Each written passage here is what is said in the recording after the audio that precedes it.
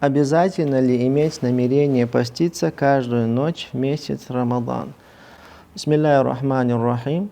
Если пост обязательный, фард, как пост в месяц Рамадан, то и намерение должно быть обязательно до утра, до наступления фаджра ночью. Потому что посланник Аллаха, саллаллаху алейхи вассалям, сказал: «Ман лам юбайити сиям кабля аль-фаджри, фаля сияма лаху».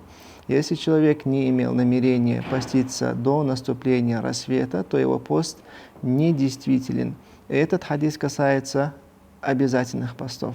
Если же он будет, например, человек был в пути, или же женщина пропустила дни месяца Рамадан и будет восстанавливать эти дни, также намерение должно быть до рассвета.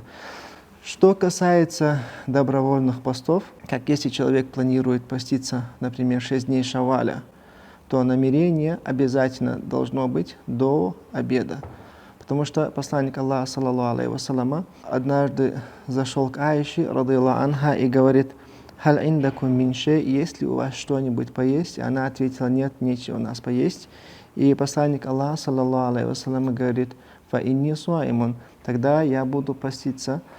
Из этого ученые выводы сделали, что если пост добровольный, то и намерения достаточно, если у него будет до обеда. Но желательно, конечно же, чтобы у него также было намерение до рассвета. Но если он, допустим, забудет или же утром проснется и думает: может мне все-таки сегодня поститься, то если добровольный пост, то можно сделать намерение до обеда при условии, что он не совершил ничего, что испортило бы пост. Альхамдулиллахи раббил аламин.